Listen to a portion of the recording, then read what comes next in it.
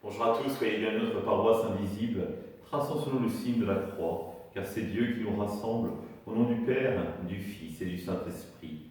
Amen. Prions pour nos frères et sœurs malades.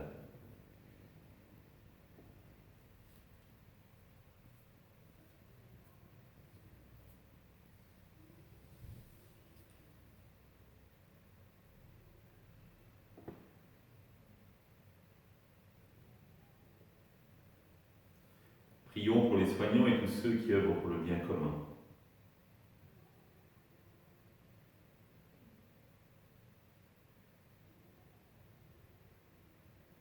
Prions pour ceux qui sont l'angoisse, la solitude, que l'Esprit Saint vienne les visiter.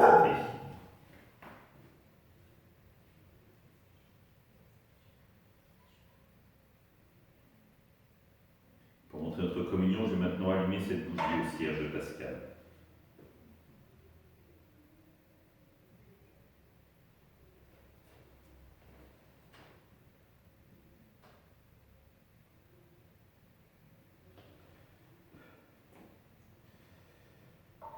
Dans l'évangile de Luc, un jour que Jésus enseignait, il y avait dans l'assistance des pharisiens et des docteurs de la loi, venus de tous les villages de Galilée et de Judée, ainsi que de Jérusalem.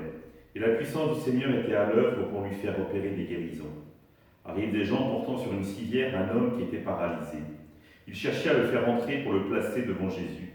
Mais ne voyant pas comment faire à cause de la foule, ils montèrent sur le toit et en écartant les tuiles, ils le firent descendre avec sa civière en plein milieu devant Jésus. Voyant leur foi, il dit : « Homme, tes péchés te sont pardonnés. » Les scribes et les pharisiens se mirent à raisonner. Qui est-il celui-là ? Il dit des blasphèmes.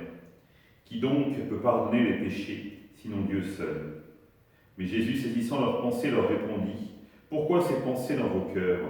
Qu'est-ce qui est le plus facile ? Dire tes péchés te sont pardonnés, ou dire lève-toi et marche ?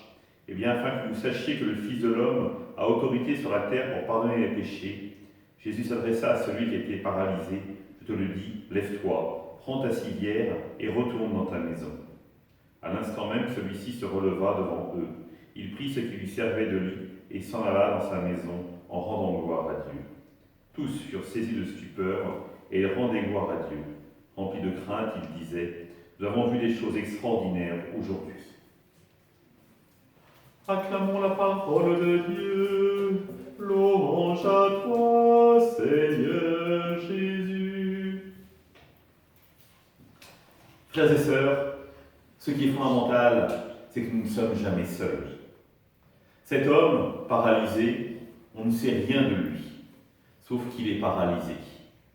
En revanche, il a des amis, de bons amis, des amis dévoués qui veulent l'amener à Dieu, à Jésus, pour qu'il le guérisse.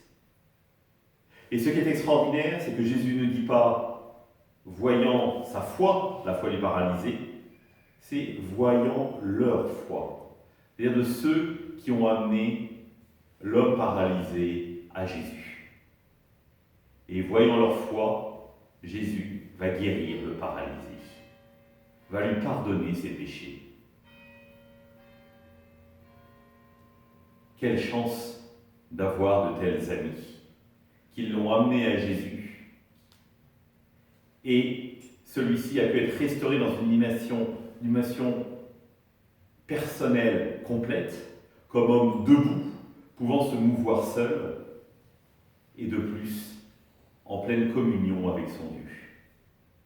Alors c'est une leçon pour nous, frères et sœurs, de se dire, véritablement, avons-nous déjà amené des gens à Jésus ? Est-ce que nous l'avons déjà vécu, cela ? Des gens qui étaient paralysés, peut-être repliés sur eux-mêmes, qui n'avaient pas la chance de connaître le Christ. Et paralysés aussi bien dans leur vie spirituelle, leur dimension corporelle, les avons-nous amenés à Jésus pour qu'il les guérisse ? Est-ce que nous avons suffisamment de foi, de confiance en Dieu, pour savoir que Dieu allait pouvoir rencontrer cette personne-là, la guérir au moins spirituellement, et peut-être même corporellement. Et il ne s'agit pas de la foi de la personne, il s'agit de notre foi. Alors je vous invite aujourd'hui à vous souvenir, à faire mémoire de peut-être une personne qui vous a amené à Jésus et de rendre grâce à Dieu pour elle. Peut-être aussi faire mémoire de cette personne que vous pensez qui ne connaissait pas Jésus et que vous avez pensé et que vous avez osé amener à Jésus pour qu'elle fasse l'expérience de Dieu au cœur de sa vie, d'un Dieu qui l'aime et qui la relève dans toutes ses dimensions. Oui, rendons grâce à Dieu pour la foi qu'il nous a donnée, pour la foi qui agit en nous, et donc, non pas d'abord pour nous, mais pour les autres, parce qu'elle nous amène à prendre soin d'eux, à vouloir le meilleur pour eux, c'est-à-dire la rencontre de Dieu lui-même. Ensemble, nous le prions. Notre Père, qui es aux cieux, que ton nom soit sanctifié, que ton règne vienne, que ta volonté soit faite sur la terre comme au ciel. Donne-nous aujourd'hui notre pain de ce jour. Pardonne-nous nos offenses, comme nous pardonnons aussi à ceux qui nous ont offensés. Et ne laisse pas entrer en tentation, mais délivre-nous du mal. Amen. Et que le Seigneur nous bénisse, qu'il nous accompagne toute journée, nous garde dans la paix, au nom du Père, du Fils et du Saint-Esprit. Amen. Je vous rappelle la petite vidéo que la famille Bavouzet nous propose pour ce temps de l'Avent. N'hésitez pas à aller la voir sur le site de la paroisse ou le lien WhatsApp. Les enfants, je compte sur vous. Regardez, le mur est blanc. Il n'attend que vos dessins pour que nous nous préparions ensemble à Noël. À demain.